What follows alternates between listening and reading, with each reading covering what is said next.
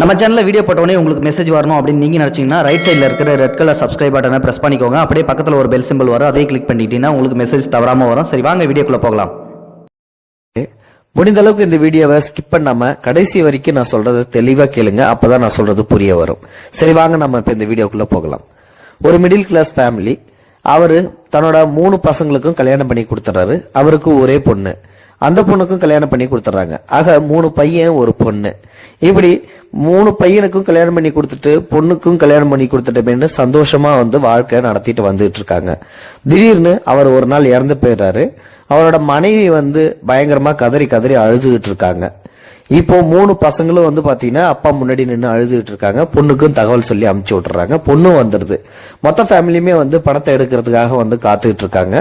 அந்த சமயத்துலதான் திடீர்னு ஒருத்தன் உள்ள நுழையிறான். உள்ள நுழைஞ்சி, உங்க அப்பா எனக்கு 10 லட்சம் ரூபாய் கடன் தரணும், அந்த 10 லட்சம் ரூபாய தந்தீங்கன்னா தான் இந்த பணத்தை இங்க இருந்து நான் எடுக்க விடுவேன், இல்லாட்டி எடுக்க விட மாட்டேன் அப்படின்னு சொல்லிட்டு தகராறு பண்றாரு.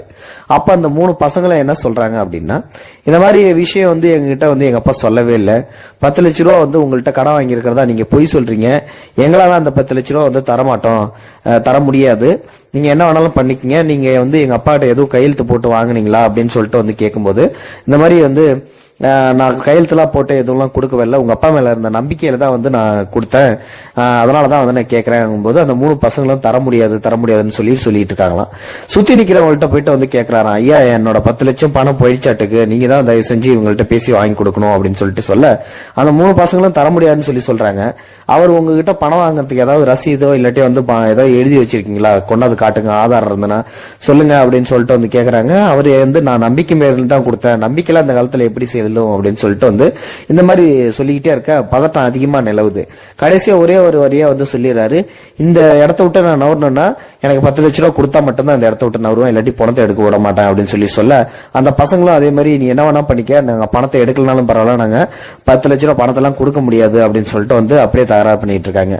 அப்போ அந்த பொண்ணு திடீர்னு ஓடி ஐயா தயவு செஞ்சு எங்க அப்பாவோட பணத்தை எடுக்க விடுங்க, நான் அவர் வாங்கின கடனுக்கு அத்தாரிட்டி நான் உங்களுக்கு கொடுக்குறேன், ஷூரிட்டி, இந்த கையில கிடக்கிற காதுல கிடக்கிற நகையெல்லாம் எடுத்து உடனே கழட்டி கொடுக்குறாங்க. அந்த தாலியை கழட்டி கொடுத்துட்டு, இதான் என்கிட்ட இருந்த தங்கம், தற்சமயத்துக்கு இதை வச்சுக்குங்க, எங்க அப்பா வாங்கின கடனை நான் அடைக்கிறேன் அப்படின்னு சொல்லிட்டு அந்த பொண்ணு தன்னோட நகை எல்லாத்தையும் கையில காதுல போட்டிருந்தது எல்லாத்தையும் கழட்டி கொடுத்துட்றாங்க.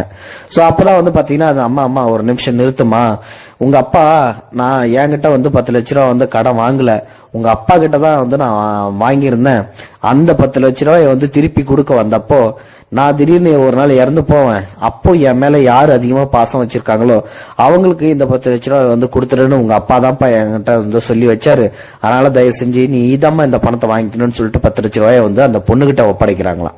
சோ பெண் பிள்ளைகளை பெற்றவங்க உண்மையிலுமே ரொம்ப ரொம்ப பாக்கியசாலிங்க அப்படின்றதுக்கு தான் இந்த வீடியோ ஒரு உதாரணம். பெண்களை போற்றணும், பெண்கள் நம் நாட்டின் கண்கள் அப்படின்னு சொல்றது உண்மையிலுமே ஒரு உதாரணம் அப்படின்றதுக்கு இந்த வீடியோ ஒரு சம்பவம், அதுவும் நான் சொன்ன சம்பவம் ஒரு உதாரணம். இந்த காலத்துல இந்த மாதிரி எல்லாம் நடந்துகிட்டு தான் இருக்குது அப்படின்றதுக்கு இந்த வீடியோ சமர்ப்பணமாகும். இந்த வீடியோ பத்தின கருத்துக்களை மறக்காம உங்களோட கமெண்ட் பாக்ஸ்ல சொல்லுங்க. இந்த வீடியோ பிடிச்சிருந்தா லைக் பண்ணுங்க, உங்க ஃப்ரெண்ட்ஸ்களுக்கு ஷேர் பண்ணி விடுங்க, கூடவே நம்ம சேனலையும் சப்ஸ்கிரைப் பண்ணி விட்டுருங்க.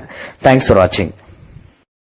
இது போன்ற செய்திகளை உடனுக்குடன் நீங்கள் தெரிந்து கொள்ள மறக்காமல் எங்களுடைய சேனலை சப்ஸ்கிரைப் செய்யவும், கூடவே பக்கத்தில் வரும் பெல் ஐக்கானையும் கிளிக் செய்யவும்.